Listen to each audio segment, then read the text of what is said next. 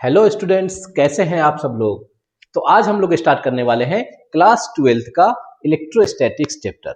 ठीक है बच्चों, तो आज हम लोग बात करेंगे electric charge, electric field, charge क्या होता है, चार्ज कैसे बिहेव करता है, चार्ज के बारे में सारी चीजें जानेंगे। चार्ज से क्या क्या होता है, इलेक्ट्रिक फील्ड, इलेक्ट्रिक पोटेंशियल, है ना। तो इन सब के बारे में हम लोग आज डिस्कस करने वाले हैं। चलिए तो हम लोग स्टार्ट करते हैं फटाफट। इलेक्ट्रोमैग्नेटिज्म, जिसको हमने क्लासीफाई किया है दो पार्ट में, है ना। एक तो आप मैग्नेटिज्म अलग से इसके लिए पूरा चैप्टर पढ़ोगे, और इलेक्ट्रो यानी इलेक्ट्रिसिटी और इलेक्ट्रोडायनेमिक्स, इलेक्ट्रोस्टैटिक्स में, है ना। तो इलेक्ट्रो और मैग्नेटिज्म दो पार्ट में पढ़ेंगे इस चैप्टर को, ठीक है ना। मैग्नेटिज्म अपने आप में एक पूरा सीरीज है, और इलेक्ट्रो वाला पार्ट में दो चीज है, इलेक्ट्रोस्टैट यानी charge at rest, and electrodynamic यानी चार्ज इन मोशन, ठीक है ना। तो चार्ज के बारे में पढ़ेंगे, चार्ज एट रेस्ट और चार्ज इन मोशन। तो अभी जो हम यहाँ पे पढ़ने वाले हैं चार्ज एट रेस्ट यानी इलेक्ट्रोस्टैटिक्स, स्थिर चार्ज के बारे में पढ़ने वाले बच्चों, ठीक है ना। क्या पढ़ेंगे, इलेक्ट्रोस्टैटिक यानी चार्ज एट रेस्ट। अब आपके पास कोई चार्ज रखा है, ठीक है ना, और ये चार्ज रेस्ट पे है, किसी तरह का कोई मोशन नहीं कर रहा है, तो इसके बारे में पढ़ते हैं। यही से आपका चैप्टर स्टार्ट होता है, इलेक्ट्रोस्टैटिक्स। चलिए आगे बढ़ते हैं। तो क्या बोला इसके बारे में, सबसे पहले हम लोग जानेंगे ओरिजिन ऑफ चार्ज, है ना। चार्ज कैसे, कहाँ है, कहाँ से स्टार्ट होता है, कैसा होता है चार्ज, तो इसका क्या ओरिजिन है बच्चों, है ना। तो ओरिजिन ऑफ चार्ज में क्या देखेंगे आप, सबसे पहले आप क्या जानते हैं, एटम। एटम के बारे में क्या पढ़ा, atom is the smallest fundamental unit of any matter, any particle, है ना, एनी ऑब्जेक्ट। कोई भी मैटर के लिए सबसे फंडामेंटल पार्टिकल क्या है, एटम। और एटम में, है ना, फिर जब जाके पता चला, जब रिसर्च करने के बाद पता चला इसके अंदर भी सब पार्टिकल्स हैं, that is electron, proton and neutron, जिसका डिटेल्स में आप 11th क्लास में एटॉमिक स्ट्रक्चर या और भी चैप्टर्स में पढ़ चुके हैं, ठीक है ना। तो एटम एक पार्टिकल है, और इसके अंदर भी सब पार्टिकल्स होते हैं। क्या होते हैं, सब पार्टिकल्स, जिसका नाम दिया जाता है इलेक्ट्रॉन, फिर प्रोटॉन और न्यूट्रॉन, ठीक है ना। अच्छा, तो यहीं से चार्ज का ओरिजिन। अब देखते हैं एसआई यूनिट ऑफ चार्ज के बारे में क्या बोला। चार्ज का जो एसआई यूनिट है कूलम है, और इसका सिंबल क्या होता है बच्चों, सी होता है, ठीक। आपने एटॉमिक स्ट्रक्चर में पढ़ा होगा, इलेक्ट्रॉन के ऊपर जो चार्ज की वैल्यू होती है वो -1e, कितना वैल्यू होता है, माइनस में 1.6 इंटू 10 की power -19 coulomb. Mass of electron जो आता है 9.1 into 10 power -31 kg। Smallest unit of charge कहा जाता है इलेक्ट्रॉन को। इलेक्ट्रॉन से छोटा कोई भी चार्ज पॉसिबल नहीं है, ठीक है ना, स्मॉलेस्ट यूनिट ऑफ चार्ज, ठीक। प्रोटॉन के लिए क्या बोलेंगे, प्रोटॉन जैसा इलेक्ट्रॉन एक चार्ज है, सेम टू सेम प्रोटॉन एक चार्ज है, बस इसके ऊपर पॉजिटिव लगा देंगे। तो इलेक्ट्रॉन एक निगेटिव चार्ज है, प्रोटॉन कैसा है बच्चों, तो एक पॉजिटिव चार्ज है, जिसकी वैल्यू होती है 1.6 इंटू 10 की power -19 coulomb. Mass of proton, proton काफी भारी होता है एज कंपेयर टू इलेक्ट्रॉन के, तो मास ऑफ प्रोटॉन अलग होता है। तो मास ऑफ प्रोटॉन कितना आता है, 1.67 इंटू 10 पावर -27 kg, और इसको बोलते हैं smallest unit of positive charge, ठीक है ना। ये इसका सिंबल है, इस तरीके से रिप्रेजेंट करते हैं, ठीक है ना। तो चार्ज के बारे में क्या क्या बताया गया। A charge cannot be massless, very very important point. Charge जो है मासलेस हो ही नहीं सकता, क्योंकि सबसे छोटा भी चार्ज होगा तो वो चार्ज कौन सा होगा, इलेक्ट्रॉन होगा, और उसकी मास कितनी होगी, 9.1 इंटू 10 की पावर -31 kg।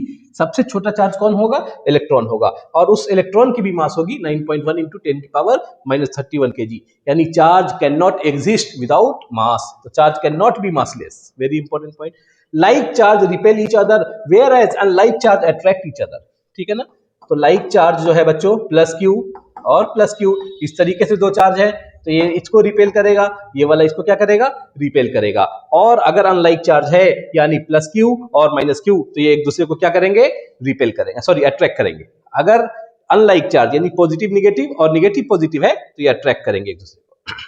क्या लिखा, a neutral atom have equal number of electron and proton.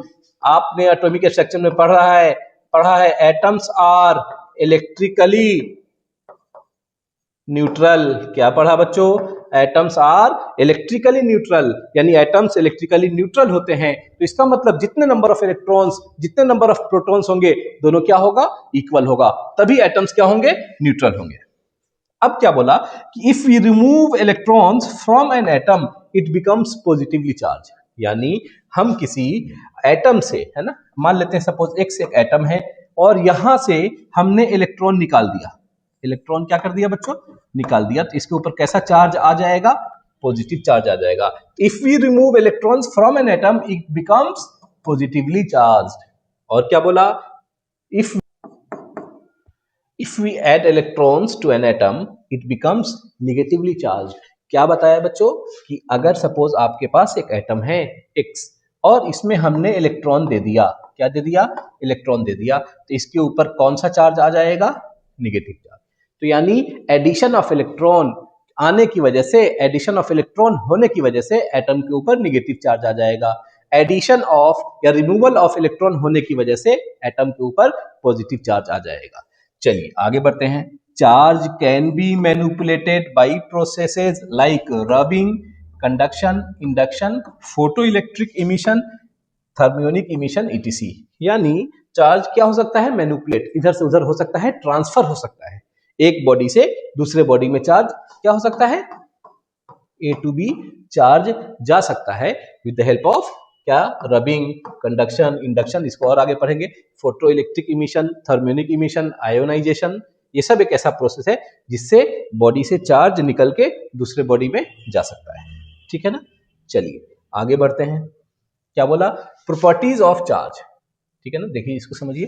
Properties of charge क्या है कि चार्ज की क्या क्या प्रॉपर्टी है। ठीक, तो प्रॉपर्टी क्या लिखा? For an isolated system net charge of the system remains constant. यानी एक आइसोलेटेड सिस्टम है आपके पास, सपोज, है ना, ये एक आइसोलेटेड सिस्टम है। इस बॉडी के ऊपर नेट चार्ज हमेशा कैसा रहेगा? कांस्टेंट, है ना। तो summation q system will be equals to constant. इस टोटल चार्जेस जो होंगे इस बॉडी के ऊपर क्या रहेगा? कांस्टेंट रहेगा। इसका मतलब चार्ज हमेशा क्या रहेगा? कंजर्व रहेगा। चार्ज कैसा रहेगा बच्चों? कंजर्व। क्या मतलब हुआ? किसी बॉडी के ऊपर नेट चार्ज अगर नहीं बदल रहा है, नेट चार्ज कांस्टेंट है, तो इसका मतलब चार्ज क्या है? कांस्टेंट है, यानी कंजर्व है।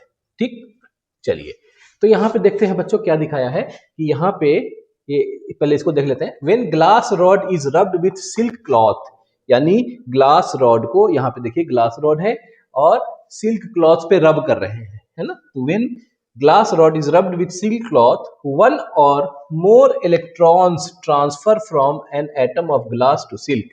यानी क्या हुआ कि ग्लास से सिल्क में इलेक्ट्रॉन का ट्रांसफर हो रहा है, thus glass becomes positively charged and silk negatively charged। यानी ये ग्लास है सपोज और ये क्या है?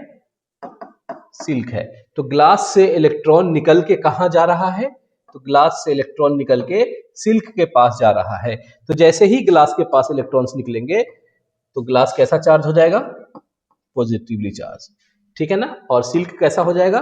निगेटिवली चार्ज, क्योंकि इलेक्ट्रॉन सिल्क के पास जा रहे हैं। ठीक है ना। हाउएवर देखेंगे कि इस पूरे सिस्टम में टोटल नंबर ऑफ जो चार्ज होगा वो क्या रहेगा? हमेशा कांस्टेंट रहेगा। ठीक है ना। यानी इस सिस्टम में, ग्लास प्लस सिल्क के सिस्टम में, कोई एक्स्ट्रा चार्ज कहीं से नहीं आ रहा है। ग्लास से सिल्क में जा रहा है और सिल्क से ग्लास में आ रहा है। ठीक है ना।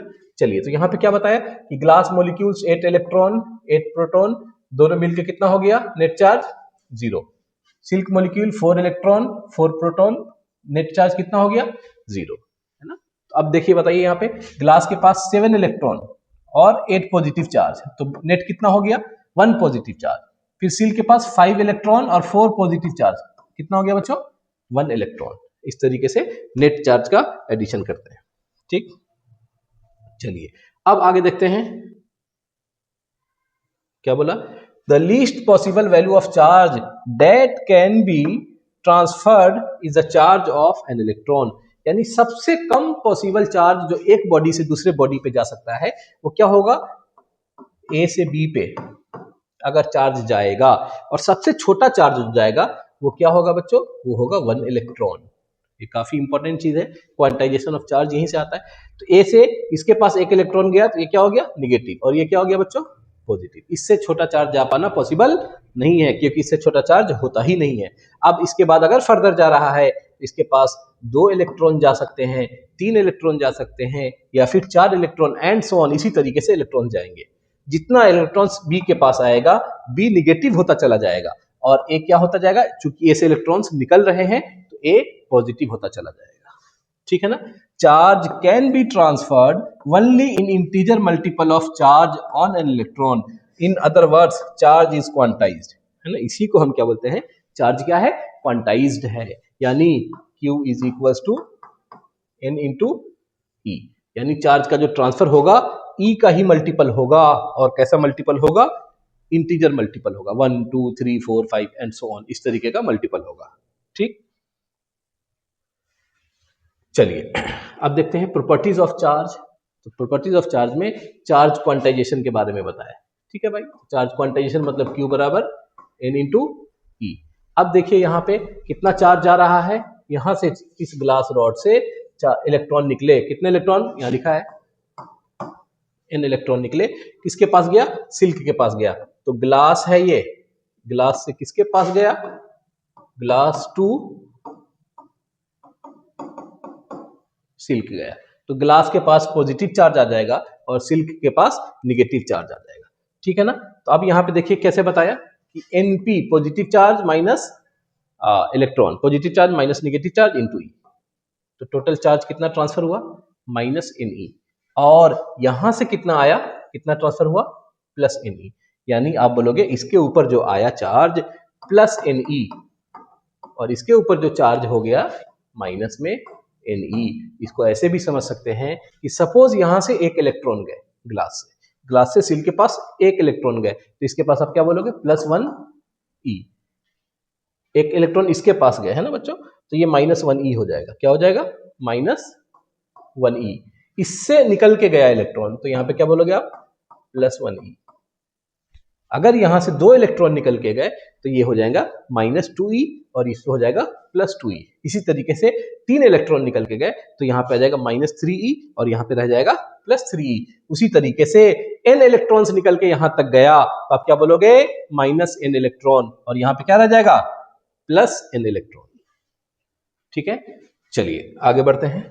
In the example shown in figure, amount of charge transfer from glass to silk is integer multiple of charge on electron, जिसको बताया बच्चों क्वांटाइजेशन ऑफ चार्ज, ठीक है।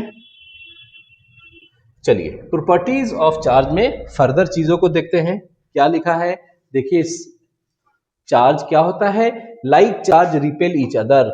अगर ये भी चार्ज पॉजिटिव है, ये भी चार्ज पॉजिटिव है, तो क्या करेगा, रिपेल करेगा, धक्का देगा। ये चार्ज निगेटिव है और ये भी चार्ज निगेटिव है, तो यहां पे भी क्या करेगा, रिपेल करेगा।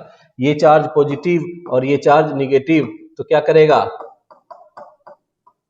अट्रैक्ट करेगा। निगेटिव पॉजिटिव तो क्या करेंगे, अट्रैक्ट करेंगे। लाइक चार्ज रिपेल करेगा, अनलाइक चार्ज अट्रैक्ट करेगा, ठीक है ना। चलिए आगे देखते हैं क्या बताया, charge is a scalar quantity and additive in nature, thus charge can be added with their signs. Charge simply एक स्केलर क्वांटिटी है ना। यहाँ पे जो हम चार्ज को सॉल्व करने के लिए एडिशन करेंगे, ये अलजेब्रिक एडिशन होगा बेसिकली, है ना, या फिर आप अरिथमेटिक एडिशन बोल सकते हैं ना, अरिथमेटिक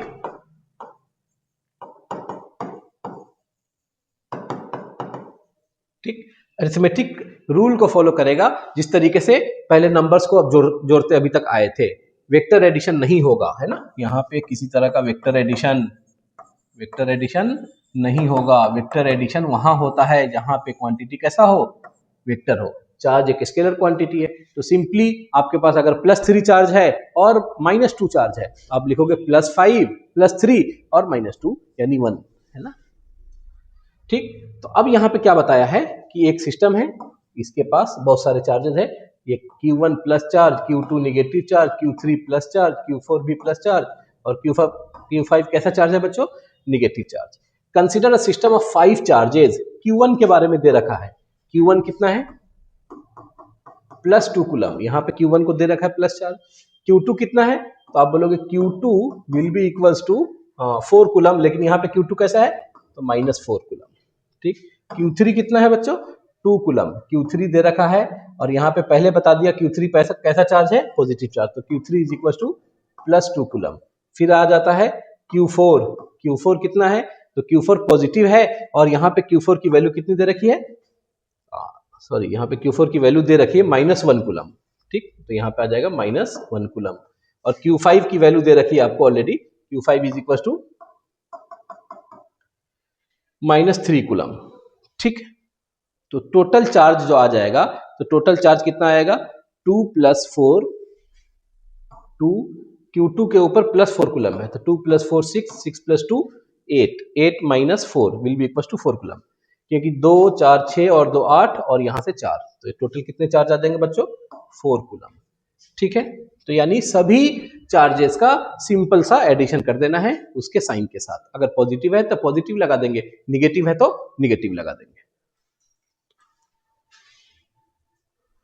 ठीक है।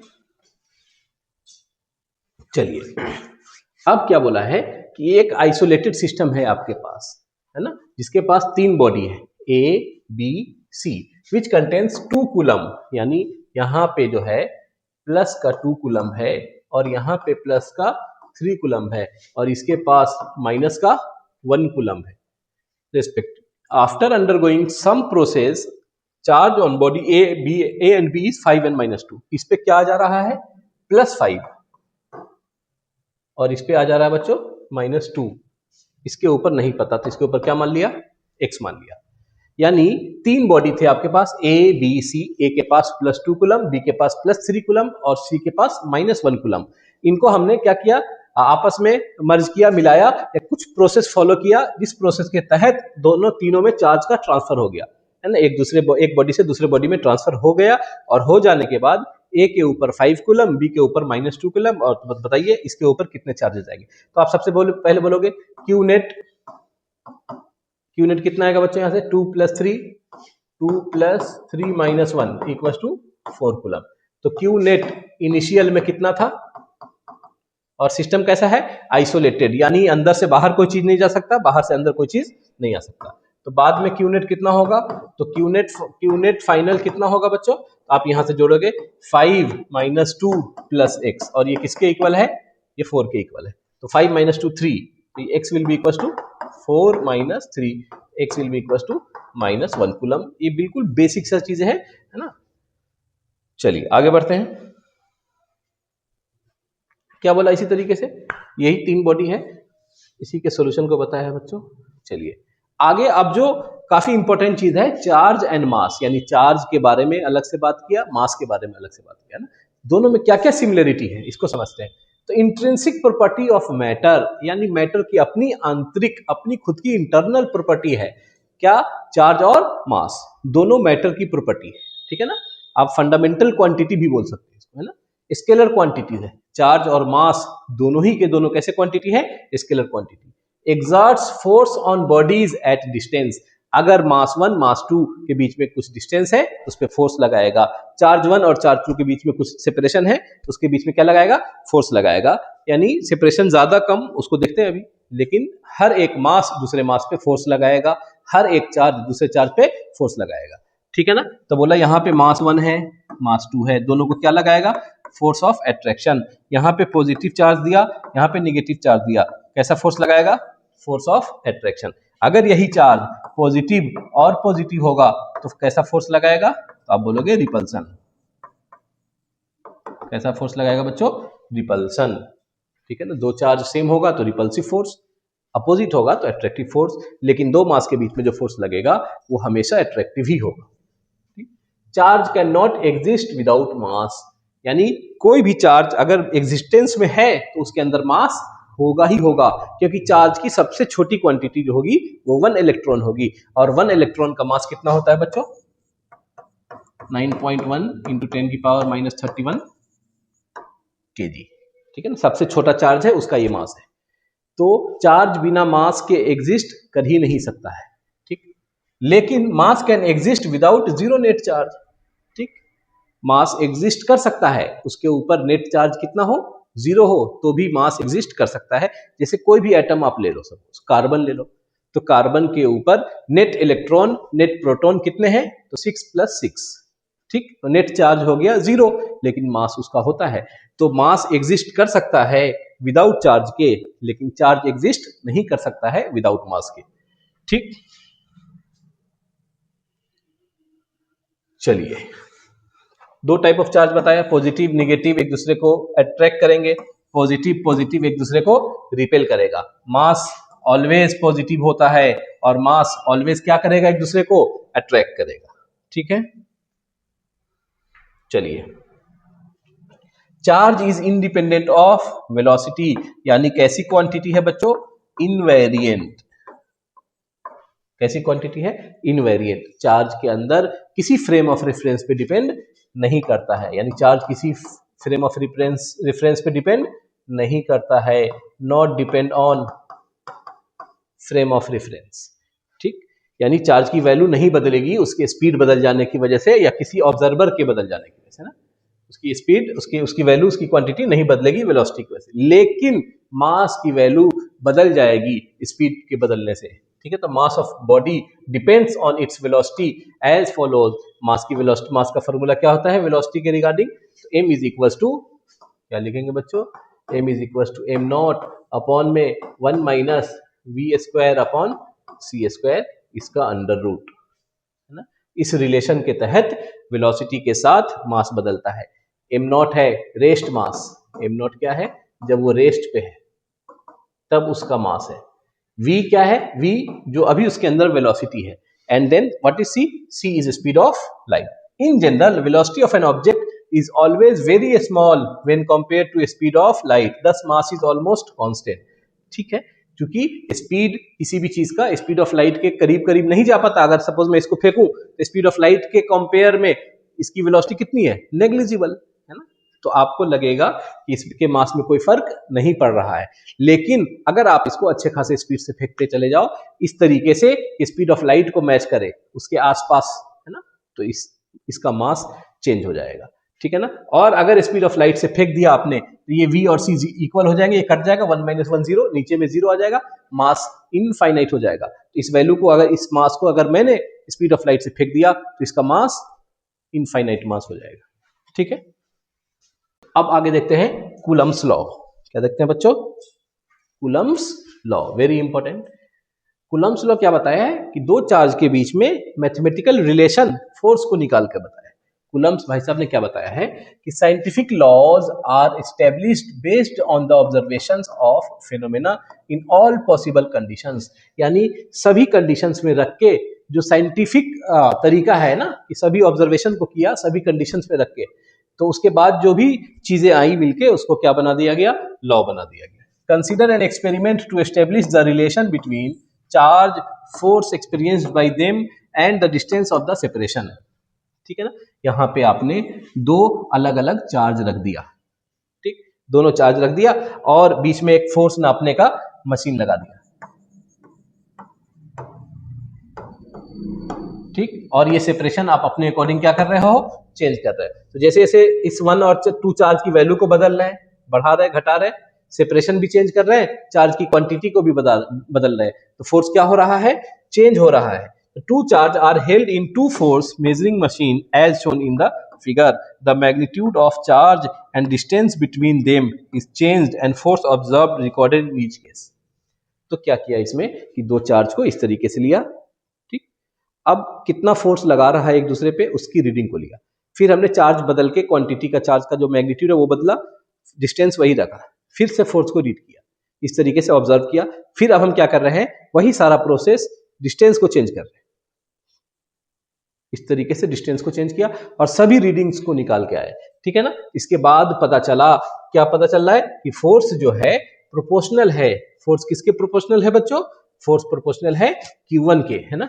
F is proportional to charge 2, F is proportional to charge 1 और F is proportional to 1 upon R square. ये ऑब्जर्वेशन आया किसका, कूलम्स का। तो यहां से कंक्लूजन निकला F is proportional to Q1 Q2 upon R square, और जब भी इक्वल का साइन लिखेंगे तो F is equal to K Q1 Q2 upon R square, है ना। ये कंक्लूजन है। More observation of experiment, the force is always along the line joining the charge. क्या ऑब्जर्वेशन आया कि जब भी दो चार्ज रखा होगा तो फोर्स हमेशा इसी लाइन पे आ रहा है। Magnitude of force is equal on both of charge, यानी चार्ज 1 ने चार्ज 2 पे कितना फोर्स लगाया, ठीक है ना, force on 1 due to 2 will be equal to force on 2 due to 1। इसका मैग्नीट्यूड क्या रहेगा, हमेशा इक्वल रहेगा। यानी ये वाला चार्ज, राइट हैंड वाला चार्ज लेफ्ट हैंड पे जितना लगा रहा है वो क्वांटिटी उतना ही है जितना लेफ्ट हैंड वाला राइट हैंड पे लगा रहा है। ठीक है ना। चलिए, तो कुलम्स ने क्या बोला finally, the magnitude of electrostatic force between 2 point charge is directly proportional to the product of charges and inversely proportional to the distance between them। यानी ये कंक्लूजन निकल के आया। फोर्स ऑन 1 ड्यू टू 2 है ना, इसको मैं ऐसे लिख दे रहा हूँ, force on 1 due to 2 will be equal to k q1 q2 upon r square. ठीक, इसका मैग्नीट्यूड अगर आप ले लोगे तो यही वैल्यू किसके आ जाएगा, फोर्स ऑन 2 ड्यू टू 1। ठीक है ना। चलिए, इसके बाद हम लोग फिर नेक्स्ट वीडियो में कंटिन्यू करेंगे। Thank you.